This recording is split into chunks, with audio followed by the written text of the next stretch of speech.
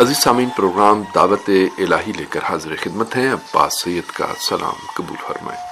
سامعین، آج کے پروگرام میں زکوٰۃ، صدقات اور اکرام یعنی رمضان المبارک میں غریبوں، مسکینوں اور محتاجوں کی مدد کی اہمیت اور فضیلت پر گفتگو کریں گے۔ امید ہے ہمارا آج کا یہ پروگرام بھی آپ کو پسند آئے گا۔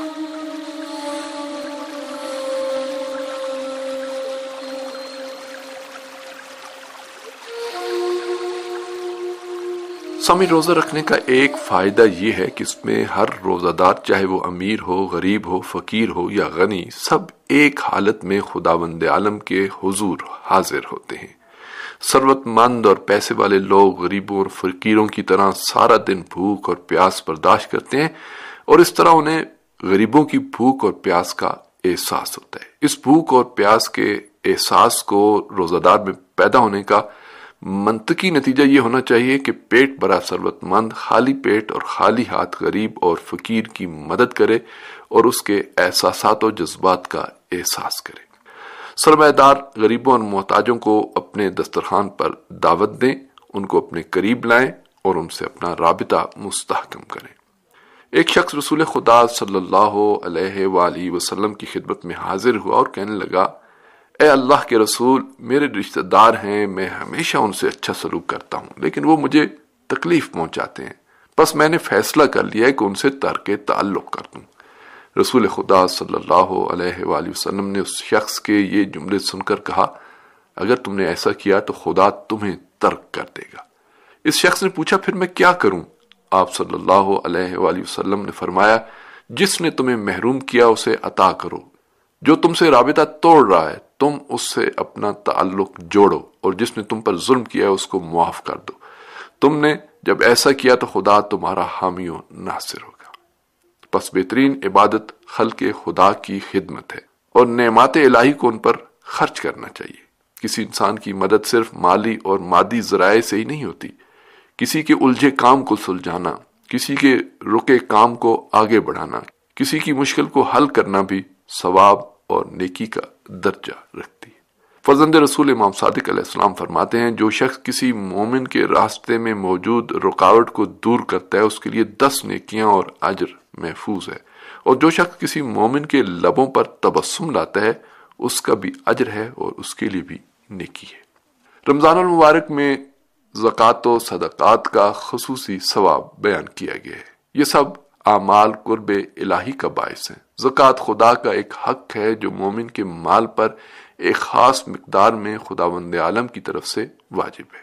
قرآن پاک کی متعدد آیات میں زکوٰۃ کے بارے میں احکامات موجود ہیں۔ سورہ مائدہ کی آیت نمبر 12 میں ارشاد ہوتا ہے، اور بے شک اللہ نے بنی اسرائیل سے عہد لیا اور ہم نے ان میں سے 12 نقیب بھیجے، اور خدا نے بھی یہ کہہ دیا کہ ہم تمہارے ساتھ ہیں اگر تم نے نماز قائم کی اور زکوٰۃ ادا کی اور ہمارے رسولوں پر ایمان لے آئے اور ان کی مدد کی اور خدا کی راہ میں قرض حسنہ دیا، تو ہم یقیناً تمہاری برائیوں سے درگزر کریں گے اور تمہیں ان باغات میں داخل کریں گے جن کے نیچے نہریں جاری ہوں گی۔ قرآن مجید میں مختلف مقامات پر نماز اور زکوٰۃ کا ذکر ایک ساتھ آیا ہے۔ نماز حق تعالیٰ کے سامنے تواضع اور انکساری کا اظہار ہے، جبکہ زکوٰۃ کا فلسفہ معاشرے میں موجود کمیوں اور سماجی عدم مساوات کا خاتمہ اور کمزور طبقات کی مدد و حمایت ہے۔ معاشرے کو سماجی اور اجتماعی لحاظ سے کامیاب و کامران کرنا زکوٰۃ کا ایک فلسفہ ہے۔ سورہ توبہ کی آیت نمبر 71 میں ارشاد ہوتا ہے، مومن مرد اور مومن عورتیں آپس میں سب ایک دوسرے کے ولی اور مددگار ہیں کہ یہ سب ایک دوسرے کو نیکیوں کا حکم دیتے ہیں اور برائیوں سے روکتے ہیں، نماز قائم کرتے ہیں، زکوٰۃ ادا کرتے ہیں، اللہ اور رسول کی اطاعت کرتے ہیں۔ یہی وہ لوگ ہیں جن پر عنقریب خدا رحمت نازل کرے گا کہ وہ ہر شے پر غالب اور صاحب حکمت ہے۔ اللہم اغفر لنا وارحمنا وعافنا واعف عنا في الدنيا والآخرة إنك على كل شيء قدير۔ سامعین، زکوٰۃ 9 چیزوں پر واجب ہے: گندم، جو، خرما، کشمش، سونا، چاندی، اونٹ، گائے، گوسفند۔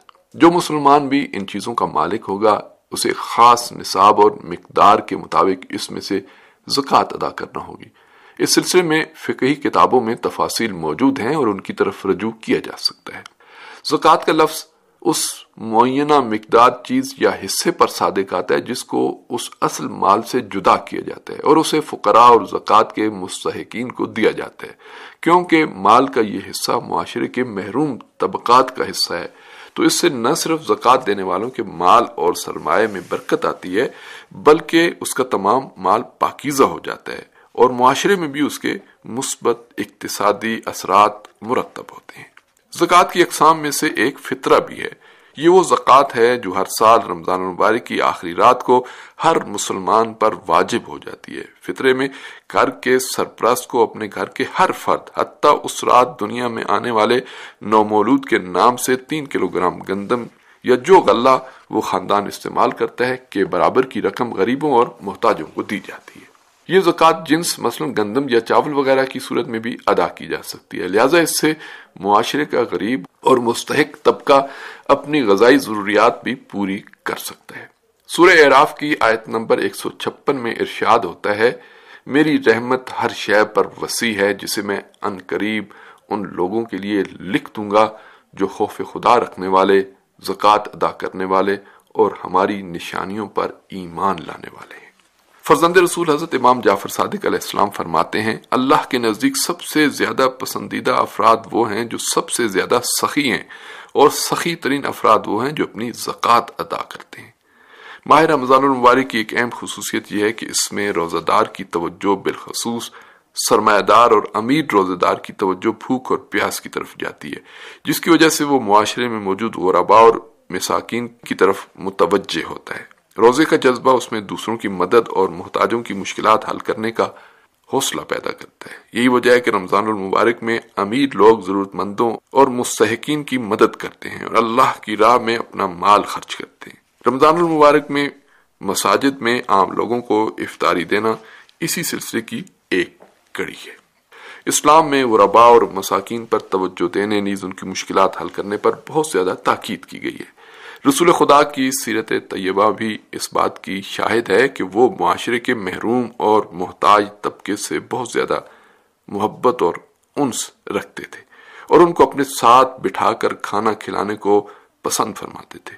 رسول خدا صلی اللہ علیہ وآلہ وسلم فرماتے ہیں، افطار کے موقع پر صدقہ دو اور روزہ داروں کو دعوت افطار دو، یہاں تک کہ اگر ایک دانہ کھجور اور پانی کا ایک قطرہ ہی کیوں نہ ہو۔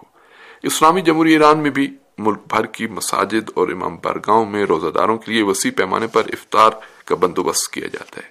یہ وہ موقع ہوتا ہے جب تمام روزہ داران چاہے وہ کسی بھی سماجی طبقے سے تعلق رکھتے ہوں ایک دسترخوان پر بیٹھ کر افطار کرتے ہیں۔ اس طرح کی دعوت اور افطار معاشرے کے مختلف طبقات کے درمیان محبت و اخوت کا باعث بنتی ہے۔ بہرحال روزہ ایک تربیتی پروگرام بھی ہے اور انسانی کمال کی منزل تک پہنچنے کا وسیلہ بھی۔ رمضان المبارک میں یتیموں، غریبوں، محتاجوں اور محروم طبقوں کی حمایت پر بہت زیادہ تاکید کی گئی ہے اور روزہ دار اس فریضے کو انجام دے کر قربت خداوندی کا حصول ممکن بناتے ہیں۔ خداوند عالم ہم سب کو توفیق عطا فرمائے کہ ہم اس ماہ مبارک میں غریبوں، مسکینوں، محتاجوں اور محروموں کی زیادہ سے زیادہ مدد اور حمایت کر کے قربت خداوندی اور خوشنودی خدا کا سامان فراہم کر سکیں۔